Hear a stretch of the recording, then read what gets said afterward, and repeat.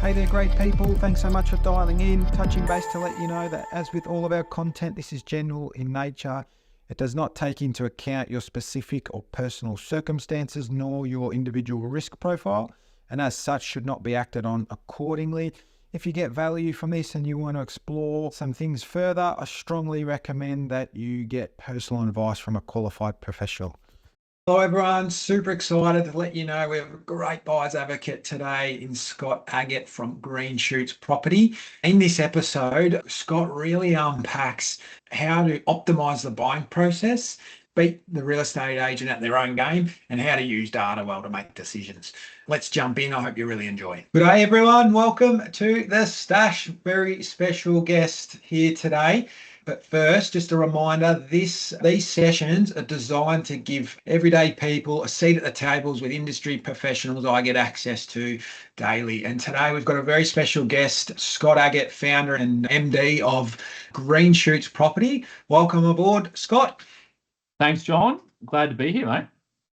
Scott's a buyer's agent to the stars, I like to say, and founder of Green Shoots, helping me and my clients build property portfolios and even secure homes. Scott, I'm really keen to hear a bit more about your origin story, how you fell into property. Just give us that rundown about that side of things. Sure, thank you. I've been at it for over 30 years, mate. So in that time, over 4,000 property transactions. Started out for me at work experience at school, so year 10 in New South Wales. Followed my cousin around, who then went on the last few years to be the Real Estate Institute of New South Wales president, so a very successful real estate agent, and built a big prop tech business. Went under Pete's cheap suit, out at Bankstown at Ray White, and did that for 3 years in 3 different roles. Worked with Sam White, who launched Loan Market in Australia at the start when he was just building that. So that was 17, 18, 19, 20. Did the real estate course after school for a year. And then went off and did 5 years in London as a real estate agent, came back, built the first 3 franchises of Bell Property, which is a premium brand in Australia, boutique real estate agency. Did the first 3 of those in the east in Sydney, sold out of that. And I built a global first negotiation as a service business called Hello House. And I just exited that about 18 months ago to Lendy and Aussie Home Loans. So been a busy 30 years. Yeah, and just out of interest, do you notice any stark differences between like London and the UK and over here in Australia in terms of the property market and selling processes and these things? Yeah, in Australia, it's a contact sport. We love talking about how much money we've made, about agents and whinging about prices growing so fast. People are very happy to talk about it over the dinner party. It's completely different certainly in the US from my experience and in the UK.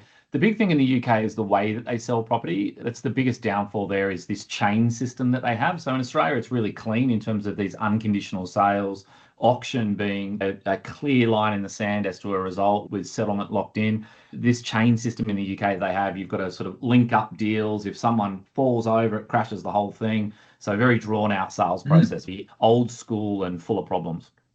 Yeah, it sounds a bit clunky for sure, mate. And given obviously 30 years in the industry, you're too young to that. You must have started when you were 14, I think. But what has your thinking changed over that 30 years when it comes to property and transacting on property, Scott?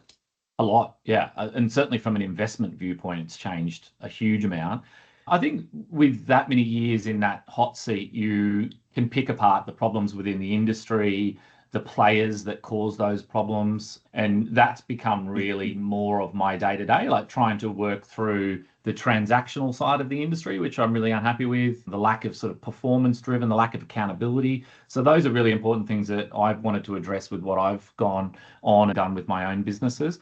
But yeah, there's a lot change in the system. In some ways, it's got better and better in terms of the information is more readily available for people to make key decisions. But unfortunately, I think Australians are still wildly misled by real estate agents, and the system is heavily stacked towards sellers or, more importantly, the agents that represent them. So there's a lot of work that's got to happen, I think, from a regulation viewpoint, from either national level or at the state levels, to bring in points like underquoting, points like buyers being misled that there's other interest in a home, those types of games like that we have to deal with all the time. But I'm sure we can unpack a few of those things today.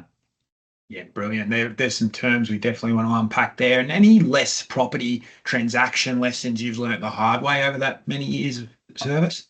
Yeah, I think the biggest one for me is, first of all, becoming someone who I wasn't comfortable with, which is why I left in the first place. Getting into that seat where it's all about how much money you can make, it's about your ego and the rest of those things, which I wasn't comfortable, but that's part of the industry.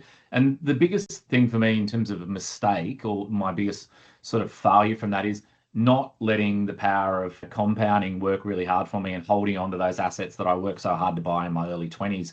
Arguably, if I held on to those properties that I bought in my 20s now, I'd be financially far further ahead at 48 today by doing nothing. But instead, I flipped properties, I bought and sold all over the country and in the UK and in Japan as well. And I probably should have just stuck and held on. And that's really what I'm focusing on now with my clients, is to educate them about the types of assets they should buy and hold, buy within their financial means, hold on for dear life, if that's the right strategy for them. And you'll win just letting time do the heavy lifting. And how often do you hear that off most people? It's a rite of passage. Oh, if only I ever didn't sell those shares or that property or that investment when I was 30 to buy XYZ item or do XYZ trip, I'd be laughing now. So it's a rite of passage, I think, mate. Yeah, chalk it down. So with regards to green shoots in your business, baby, that you kicked off in the last sort of 18, 24 months, what does green shoots actually mean to you in a property sense? Yeah, it's pretty simple for me. And the name of it came out from the language that I was using from all the client meetings I had. And I talked to people about, are you wanting to turbocharge your investment strategy and extract equity in, say, a 1 to 4 year period or whatever that might look like? Are you looking to manufacture equity through like a renovation type of property? Or are you looking to invest in early stages of growth in a markets that are showing green shoots already? And that just resonated with people. People said, yep, straight away, I'm the green shoots person. We want to de-risk this. So we want to buy at the right time of the growth cycle. So it was a very natural term for me to turn that into the business name. And what we do in a nutshell is very simple. We use data to get 6 to 18 months ahead of the herd. And then obviously we're using an incredible amount of filters across 16,000 suburbs in Australia to identify the best markets that are growing at an early stage. And it's not the right strategy for everybody. So that's really important to say, that we also do the extracting equity, we also do the manufacturing equity, but we mainly focus on these green shoot markets because that seems to resonate with the vast majority of the customers that come to us. Yeah, brilliant. And so the focus is on getting in before the headlines, not after, to create value up front. Yeah. Brilliant. And so for those of us that might not be like super au fait with how a buyer's advocate could assist or your business could assist, I'd just be quite keen for you to outline in just a couple of steps the high level process someone working with someone like yourself would go through. Sure. Yeah. First of all, the most important thing is the average customer takes 10.1 months to go it alone and buy their own property, whether that's an investment or their home. Our average customer does that in 3 to 6 weeks. So there's a big value in using a buyer's agent to shorten the time that you invest, let alone getting the right outcome. In terms of what we do, it's an end-to-end service. We would really spend a lot of time understanding your bespoke strategy needs, what your overarching long-term financial goals are, how this fits potentially with an existing portfolio, or whether you're adding to a principal place of residence, or if you're rent vesting and buying an investment property for the first time. So establishing all those things are key. And this is really important to not make it cookie cutter. This is about your own personal journey and what your own goals are. From there, we would hunt down the right suburb selection that meets that brief, including what's going to fit in terms of your cash flow requirements. We then move towards what I call product market fit, and we understand what you're going to buy in those suburbs, and that aligns with what you're naturally expecting to spend your money on. And that's really important because we buy a lot for partners, husband and wife, gay couple, whatever it might be, and often they're on a different page. One might, for example, a Art Deco property, and the other one wants a set and forget vanilla, boring modern asset. So product market fit's really important to understand. This is what your money buys you in that location. This is what it's likely going to look like. That alleviates a lot of stress, and it allows us to not compare apples and oranges. So the goal is to have the blinkers on beyond that product market fit, and then only be fishing in those suburbs where we know we can solve that problem in a reasonable time frame. And then it's more about finding the right asset at the right price with the best returns, the right floor plan, the level of finishes, the right part of the suburb in the highest URSAD pocket, or surrounding with the right owner-occupied neighbours, in the right NAPLAN school zone, all those types of things. We then analyse the right property managers for you once we've done all the due diligence on the property, including building and pest reports, and then oversee that property being leased after it settles, and then track that asset long term to identify when the right opportunities come that you might have equity that you can tap into and roll in another one. Yeah, brilliant. And just that point around 10.1 versus 3 to 6 months, my experience, it's not about rushing. It's just about going quick when you're ready. And I think that's really important. And I particularly like your sort of strategy first process as opposed to just trying to do a deal for the sake of the deal, in my experience with you. And which it's not what I've experienced across the board in your industry. Buying better property earlier with less noise is how I would explain it. And one part of the high level steps you spoke about was around negotiation. And my understanding, this is where some money's won or lost up front. What, in terms of like your experience, why is no negotiation so underrated by investors? I think it's an art form that you develop after you've got a deep level of experience in buying homes. So anyone that's bought 1, 2, 3, 4, 5 properties thinks that they've got the ability to do a negotiation and win. Often it's a false economy because an agent trains every day to make you feel like you had a win. Even if I had you overpaying by $100,000, I'd make you feel warm and fuzzy that you just picked another buyer, or you got one over my vendors and you saved yourself 20 grand, or whatever I could to make you feel good, because you're now my next future customer in 7 to 10 years time when you're going to be selling that property. So you become the customer. That's my focus, not the vendor.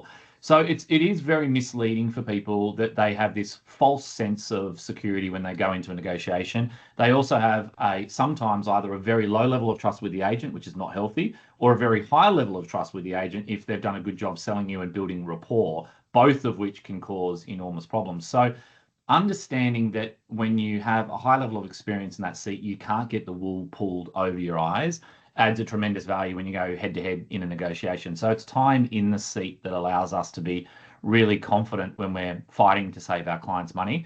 One of the biggest beefs that I've got in the industry is it's not performance driven from a buyer's agent's perspective. It's not quantifiable in terms of the value that you add. It's not accountable in terms of the service that you offer the customer. And buyers agents want to keep it that way because it's really easy to be very transactional and do a high level of volume if they don't quantify those areas of success. We go to great lengths, and this is the simplest way of explaining it, to track every analysis that we do on every property, whether we win it or lose it. We then, once we've got a target property in front of you, we then get you to set what we call the target price, which is the maximum walkaway line in the sand. From that number, post you looking at our accurate analysis, we can then quantify how much money we saved you in the negotiation. So having done this for decades, I can tell you that our manual way of analysing property has an accuracy rating on average of within 2% on the conservative side of the eventual sale price, which is absolutely phenomenal. The digital desktop algorithms are somewhere between 10 and 20% off on average. So human skill set is really important in analysis to give the customer a lot of confidence. And then we get you to set that price, and then we can quantify that the average customer for us spending 740 grand last year saved 3% below their target price. Those numbers are really important for us to be able to justify the value that we bring into that process. Yeah, brilliant. That's fantastic. It's good to have a bit of accountability and negotiation as a service.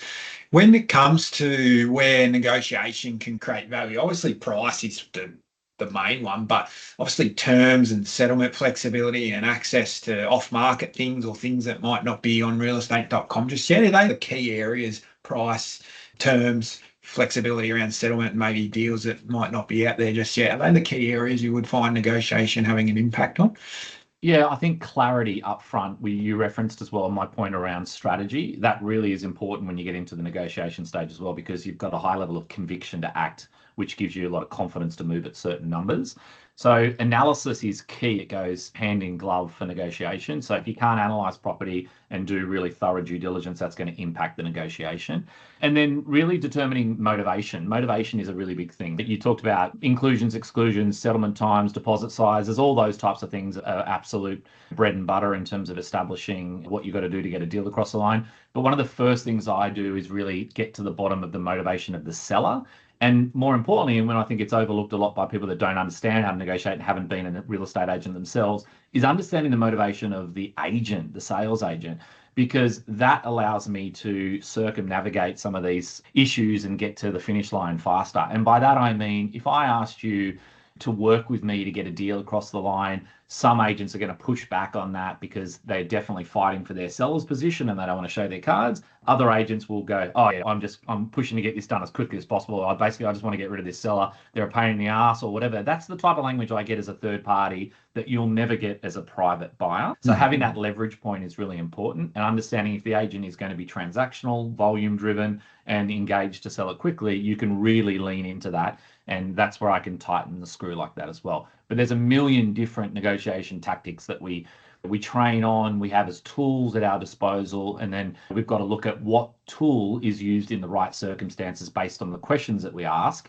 and the feedback. So listening becomes really important, and then understanding those nuances in language leaves clues, and it's finding those clues like that and then using the right tool at the right time. So there's not a one size fits all, here's a top 10 way of how to negotiate. That'd be a bullshit way of buying property. Yeah, it's a horses for courses sort of thing. Yeah. And I think, as you said up front, transacting on 4,000 or so properties over time and sat on both sides of the transaction over time as well, leaves you well versed with understanding where the agent's trying to get to. So that's brilliant. And you might not be able to draw in off the top of your head, but would you have any sort of real world example where negotiations added some value for a customer or for yourself? Yeah, sure. This is a daily thing for us, literally. So we would hopefully have 1 to 2 of those stories a day that comes out of this where we've had some form of negotiation win. I'll give you maybe 2 recent ones. One in particular, some customers of ours that were buying an investment property on the Gold Coast. They were using our buyer assist service. They were effectively doing the work themselves in terms of sourcing their own asset, and they were using us for analysis, due diligence, and negotiation. They came to us with a property they wanted to buy. We did all the thorough checks on it, checked out. And they said to us, look, we've spoken to the agent. The agent's actually super lovely. In fact, we spent 2 years searching for a property, and this is the nicest agent that we've come up with. So it's ironic that we're putting him in front of you in terms of crunching him on a negotiation, because he's just been so easy to work for. And he's told us that 1.35 million will buy it. I was like, okay, great. And then she wrote me a long email after that and said, look, I actually feel really bad about this because we paid your fee. And we probably didn't need you in this instance because we've got a straight line to the finish here, and we know what price we can pay. Very happy to pay that price to secure it. And I said, okay, I get it, but the negotiation hasn't even started with me, so just let me do my thing. One phone call, I would say it's probably somewhere between 2 and 3 minutes long, was enough for me to save them $25,000 straight away. And I did the deal at 1.325. And the way that I did that deal and saved them the money was establish who I was competing against. They'd never done that. They didn't establish any buyer competition. So I rang the agent, g'day John, Scott here, representing buyer X. Yep, build some rapport, ask some questions, ask the motivation of the seller, what's the timing, bait him on price. He said 135 buyers. I said, great, these guys aren't at 1.3 on this property. We just don't see value at that level. Oh, look, I could probably get it across the line at 133. I said, they're not at 133. Look, give me 1.325 and I'll see what I can do. So I went back to the clients and said, there may not be anyone below that number, but if this is a property that's taken you 2 years to find, you love it, and you can save yourself $25,000 right now, do you want to buy it, or do you want me to push harder and risk losing it? And they bought it and saved themselves $25,000. So that's a very simple way of adding a lot of value. In other ways we've done this, one of the tricks or tools that I teach buyers agents is asking for the last right of refusal. There's actually an agent in Sydney, a high profile Sydney agent called John. I rang John at the start of this advertised auction campaign. He's an auction agent, and said to him, hey John, look, I've seen this property. My clients are a long way down the line. In fact, we're under offer already on another property. So I've anchored to a property here that doesn't even exist to bring some urgency. We can definitely get there at the first open for inspection on Saturday, but we won't be there on Monday. This has come up in their prime spot where they prefer to be. It's their preference. Preference is a key word for me to really drive home that we're not window shopping lots of options. This is the one that we want to buy without giving it away that we're desperate to buy it. And then I set it up to say, how are you going to run this process? He said, well, my clients have already bought. They are sellers. Yeah, I'm not doing anything until I run the first open for inspection. And I'll give you an opportunity to put your best foot forward after that. And I said, great. Okay, what I'd like to do is ask your permission for this, John. I'm going to get my buyers to go through on Saturday. I'm going to absolutely rev them up. They need to come in with their best offer, so I don't mess you around. I know what you've got to do. I've sat in your chair for 23 years. I know you've got to get the best price for your client, and you've got to exhaust all the buyers. So I'm going to get you to do that, but give me the absolute key timeframes of how you're going to model that out. He said, yeah, no problems. I'll run a process, close the business 4 o'clock on Sunday. I said, no problem. So asked for the permission at that point. So I said to him, what I'm going to ask now is if I come in with a really strong knockout offer to limit the amount of bullshit you've got to do with a whole heap of different buyers that are never in with a hope to buy this, Can I ask that you then use my offer if you want? You can disclose it, flash that around to all the other buyers. At 4 o'clock tomorrow afternoon on the Sunday, I want you to ring me back at 5 minutes to 4. And if anyone's beat me, I'll beat it if I can. And if I can't, you'll sell it for the highest price to the other buyer. Is that fair? And he goes, yeah, no one's ever asked me that, but makes sense. You got nothing to lose. We're going to sell it for the highest price anyway. Rings me at 5 to 4 the next day and says, we've got an offer at X. What do I need to do to beat it? He goes, give me $2,500 more. Done. And we saved $150,000 for a client at $3 million. And we bought it within 24 hours, of which no other buyer would have driven that process that hard, asked those key questions, asked for their permission to run that process the way that I wanted, asked for an opportunity that no other buyer had, and then close that deal. So there things like that there's a lot of steps in the process that a normal buyer going it alone that doesn't understand how the process works is ever going to have a clue how to do it. Yeah, brilliant. And you've saved enough money for some beautiful furnishings in the new home there, Scott. So that's Absolutely. lovely. Now, yeah, negotiation, clearly very important. And we can see poor negotiation creates average outcomes. So that's great. I want to talk probably a bit more Vic-based. A lot of us are Vic-based that'll be listening to this. And I know you transact down here pretty regularly. And one thing like I'll often read about or hear about people talking about at barbecues, this concept of underquoting. Can you just help me understand what is underquoting and why is it an issue? It's a huge issue because it misleads basically every buyer that's considering that home that potentially has no chance to secure it within their budget. And the way that it's done is still rampant, unfortunately, not only in Victoria, but lots of states across Australia. And it's still really prevalent today, much to the disgust of all buyers agents and most Australian punters that are trying to get on the property ladder. The reason it happens is because agents go in a super competitive environment and overquote to win the listing. So they overpromise the seller that, the house, let's say the house is worth 900 grand. They go in and tell the seller they can get them $1 million. The seller says, oh, fantastic. I didn't think I'd get that much. I'll sign with you. The only way then to get people there to see value is to underquote to make it really attractive for people to come through. And they prey then on that competition. They can leverage that. They play on the emotive buyer interest. And then they drive up that interest to try to give them the best chance they can of going beyond what it's actually worth and selling for that emotive premium. This is why Australian agents love auctions, because they can overquote to the seller, give them nothing but negative feedback for 4 weeks. They don't want to encourage offers because it forces their hand in terms of how they communicate to the other buyers. They then get all the emotive buyers to spend money on a building and pest inspection and get emotionally connected to that home and to see it 3 or 4 times. Then they put them under a blowtorch on auction day, both the seller and the owner, with the hope of getting the owner to move off their price and the buyers to come beyond where fair market value and comparable sales evidence is. And unfortunately, that's one of the major tricks that Victorian agents use. Another one is that they don't have a contract ready until it's at the point of the campaign of which you have to sign an unconditional contract. And there's lots of other buyer interest, and they've forced you into almost a multi-offer situation or a competing auction scenario. So there is a lot of work that Victoria could do to eliminate these things and make it a more fair and balanced buying environment. But it doesn't seem to be a motivation for any state government in Australia to change this.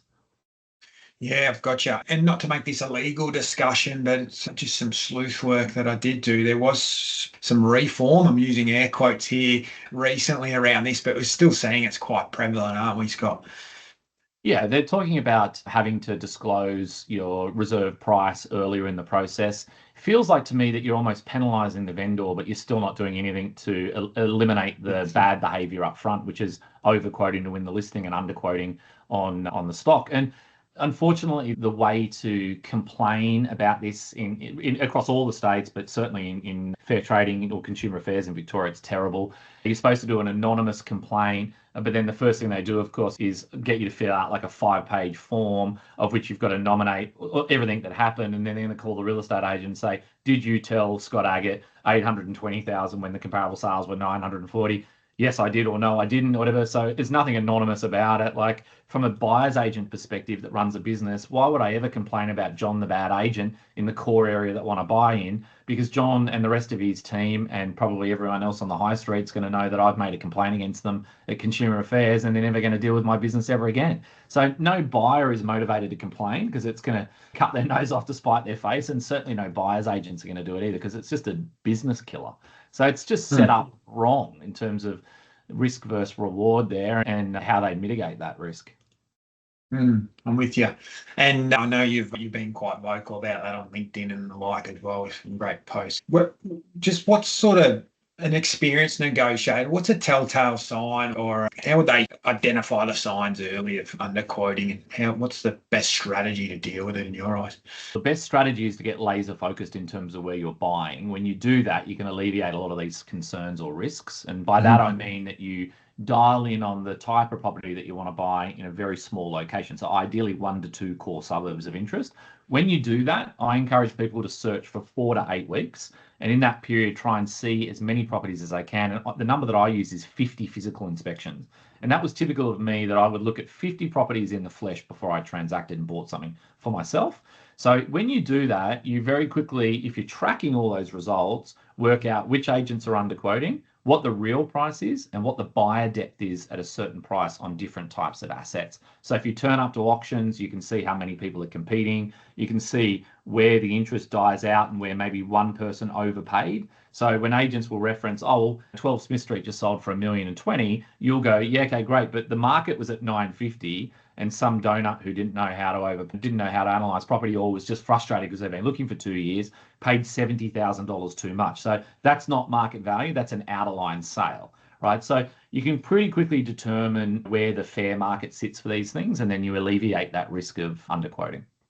Yeah. And I see it the other way, where people are drained with the process fatigue, and they're happy just to get something stitched up, even if they have to pay a bit above overs. So yeah, an auction is the worst way to buy property. I still have this argument. I even had a lunch last week with a buyer's agent in Melbourne who tried to tell me that they buy a lot of property at auction for the transparency. And I tried to explain to him, how the process works. And I said to him, have you ever been a real estate agent? He goes, no. I said, this is part of the reason why I never hire anyone that wasn't a buyer's agent that's been a real estate agent before, because if you don't know the game that you're playing against from the inside out, you're just another pawn, right, being used. There's no such thing as transparency at an auction. The only reason an auction happens on the day is because they've got an overpriced seller that they need to recheck to market value, or they've got lots of buyer competition. You can't control either of those two things. Therefore, you've got no control at an auction. So transparency is a furphy.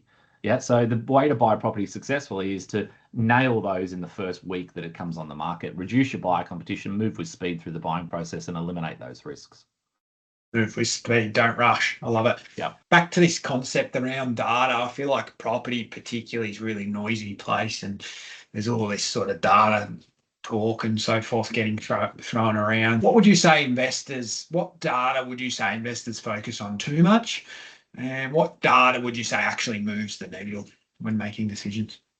Yeah, that's a really good question. Probably the two things that have a bigger sway on people than they need to is vacancy rates for rental properties and also building approval ratios. I'd say they're second tier indicators to capital growth. And a good example of that might be somewhere like Truganina in West Melbourne, 20 kilometres away from the city. It's a new suburb that's been built over the last 25 years. South of Leakes Road is heavily built out. North of Leakes Road is mostly cow paddocks, which is still getting built out.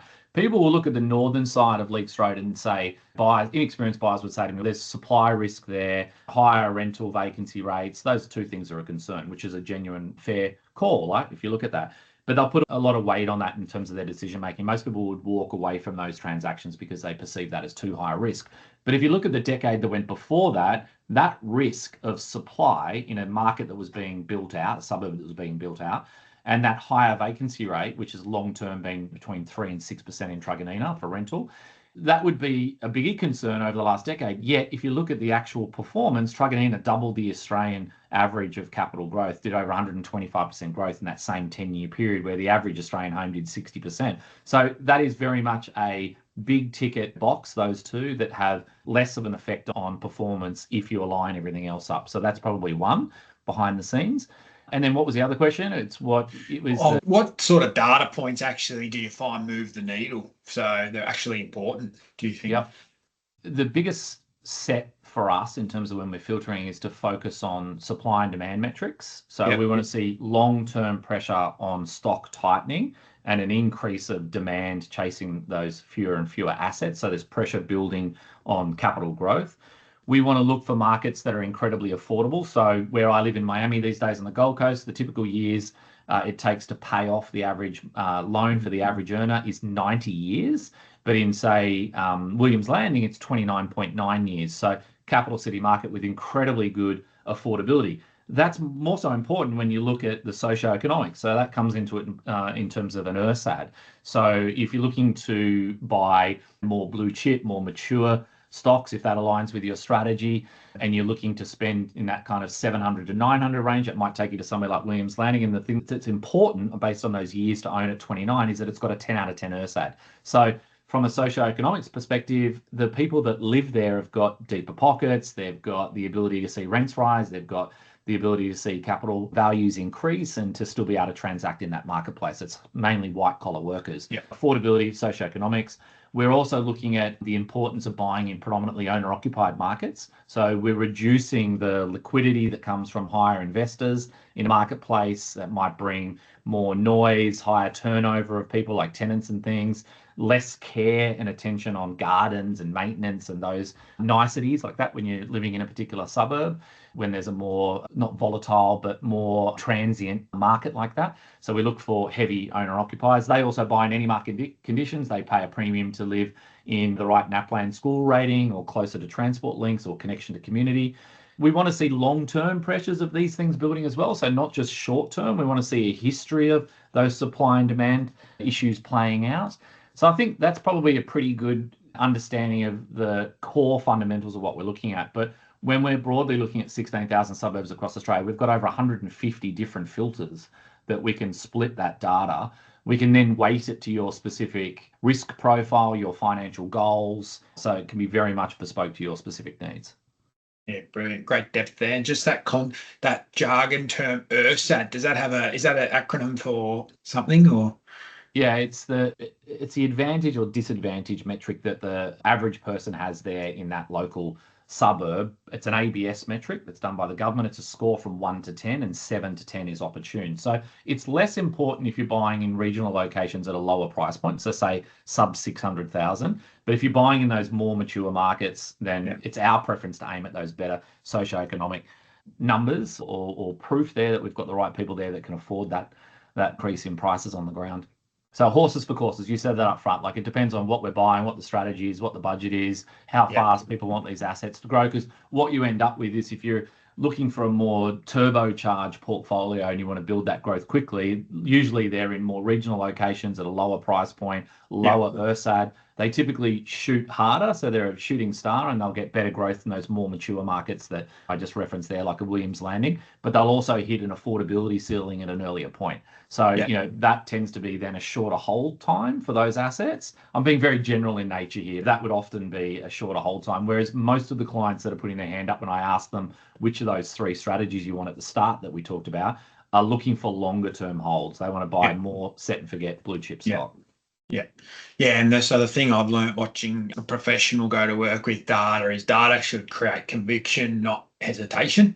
Okay, so support what you're trying to do, and that professionals earn their keep with the depth that you're delving into to help create that conviction. So that's all Absolutely. good. So the other one that we didn't talk about is infrastructure spend. So we're tracking why these markets are going to gentrify, why they're going to be a better place for the residents to enjoy and stay longer term. So that's another big one that I missed. Yeah, brilliant. What about things like rental growth, tenant quality? That's all caught up in that high rating. Yeah, cool. It's about second tier thing I was going to say for us. We would look at those suburbs first and then get into the weeds a little further there in terms of those growth rates. Yeah, brilliant. In terms of tips and traps and costly mistakes that you see, so biggest mistakes from first-time investors or high-income professionals that are time poor and maybe trying to go it alone, what are some of the common traps or mistakes you'd see? I think for higher income earners, it's buying higher value premium properties, thinking that it's a race to quality. Go buy in Q or whatever it might be in your market and buy a nice house or something like that. But really, they've significantly underperformed towards the lower priced assets that we're buying in growth locations. So that's a common mistake we see. We've got a lot of people that have got high earning jobs, but they've got sort of dud assets that they've bought, even though they're in blue chip locations. So that'd be one, and poor cash flow from that. The mistake from the general buyer that we see all the time is not having a strategy. They'll come to the table and go, I just want to buy, my broker told me to buy an investment property, or my mum told me I need to get an investment property. So then they follow trends. They look and see the Instagram buyer's agent that's buying in Darwin, or they buy whatever's closest to them because it's easy to go buy a unit down the road in Parramatta. A lot of first home buyers will make the mistake of going, the first home buyer grant's so attractive, but then not really thinking through the compromise they've got to make for the lifestyle, and then having a 30-year noose around their neck for an asset that's actually going to underperform, versus looking at what rent vesting could do instead and weighing up really what that looks like over, say, a 5 to 7 year period as you forecast ahead the performance of those assets and how that's going to affect your life. So those are some of the key things that we see consistently on Replay. Yeah, I like that one about the first home buyers and talking about the compromise I have to make to save a couple bucks in stamps. Sometimes it's just not worth it. So over the long term, so that's good. And so common traps I would see, and you might concur with, is buying the shiny stock, that off the plan stuff that a developer's flipped onto someone and so forth. Is that something you still see today a lot of? Unfortunately, yeah. The lemon's been squeezed before it gets to the investor. Yeah, and what a lot of investors don't realise is I get offered these every day by developers and by buyers agent connectors, and I usually get offered somewhere between $30,000 and $50,000 to introduce you to that property, as well as getting paid myself. So there's buyers agents there that are not disclosing that to clients, but if you can imagine, there's $30,000 to $50,000 worth of fat built into it straight away, just as an incentive to drive you to that. Then you're risking buying a dog shit asset that's just lying in the pockets of someone else and as a middleman. So yeah, and also with the poor quality of construction in a lot of these master plan communities, we've got a lot of people that have bought homes that have got full of problems. They've effectively overpaid for properties in areas that have got huge supply risks and not a lot of infrastructure built there. And often they're overpromised and underdelivered on in terms of the pipeline of schools and childcare centres and shops and transport links. And that just caps your growth for decades, potentially. Yeah, brilliant. And the other one I always hear is people talking about rental growth or chasing yield without the growth, for cash flow reasons, I assume. But really, it's the growth that really is going to give you the big time uplift over the long term, isn't it, Scott? Yeah, we throw that away with a line of, you're not going to get rich over an extra $50 a week rent or $100 a week rent, but it's all in the capital growth as the first thing. But some people do need the yield, and then we can find markets you can balance the two of those things. But it's getting difficult to do that in Australia. Like, the yields have really been watered away because we've had such strong capital growth in most parts of the country, and interest rates are going up. So it just gets harder and harder to chase those assets. The clients that are chasing those 7% returns gross now are definitely trading off on the quality of the asset or growth or both. Yeah, gotcha. And what's one thing you wish investors understood earlier, Scott? Power of compounding. It's an easy one for me, John. That's what I referenced to you up front. That was the mistake that I made. I don't think there's enough financial education for people in Australia at a young age, like at school or as young adults, to really realise the power of that if they can squirrel away some money, even if they buy something cheap that's within their means, and they just hold on to that thing for dear life. They buy the right location and the right asset, then they've got tax deductible debt, and they're planning for their future, that they don't have to rely on the government to pay for their retirement. You can set yourself up nicely with some passive income and build yourself into your principal place of residence, rather than doing the mistake that I said to you before and anchoring to a property where you don't want to live, overpaying for that luxury, and then probably long-term underperformance. Yeah, brilliant. That's why what you're saying is a really good philosophical fit with us at Apex. Compounding, trying to make work a choice sooner, and replacing your salary, holding good assets, these types of things. It's really value alignment there. And just on this concept of structure that you've brought up a lot, I find the best outcomes are when a buyer's advocate works downstream from a professional advisor like an accountant or a financial advisor. And what do you see that structure really matters before you buy, not after? Is that what you're finding? Yes. Yeah. And we stay out of that lane altogether, because I think it's the same goes for us. I want you to stay out of that process with us. You're involved in that with your clients, but you're not there in the weeds with us picking out the assets and things. You've got to leave us to do what we do best. And it's definitely the same in terms of what vehicle you're setting it up in, what the borrowing capacity is, what the financial returns are required. So we love it that we can work with you guys and we have that exact framework from day dot, and then we can marry that up with the right asset and the right strategy from there. Great fit. Yeah, I find that people are really limited by their structure, not necessarily their strategy in terms of borrowing capacity, tax efficiency, and so forth. And that's why professionals need to work hand in glove for sure. Brilliant, Scott. That was awesome. Thanks so much for your time. Lots of nuggets of gold in there. Key things I really like: the negotiation, the data comments that you said, and how important structure is. Just a bit more, if people are particularly interested in what you've said, where can they find out more about you or Green Shoots? Yeah, greenshootsproperty.com it should be a nice, easy website for them to follow through. I write a lot, as you mentioned before, on LinkedIn. Usually every day I'm breaking down the buying process. So follow me on LinkedIn if you like, or hit me up on the website. Brilliant. And just a one liner on who you're best to help. We're best to help three key people that are looking to rent vest, people that are adding to an existing portfolio, or people that own their own home and want to build a portfolio with that first foundation investment. So that's our three ideal customers, nationwide, unbiased, any price range, and any of those three strategies that I referenced earlier. Brilliant. Thanks so much, Scott, for your time. We'll chat to you soon, and stay beautiful, everyone. Thank you. Thanks, John. Well, that's it. I hope you really enjoyed that today from Scott Aggett at Green Shoots Property. Couple of nuggets of gold in there for us to assess. If you found value in this, I'd really welcome a rating or review on your platform of choice. And stay beautiful. Take care, everyone out there.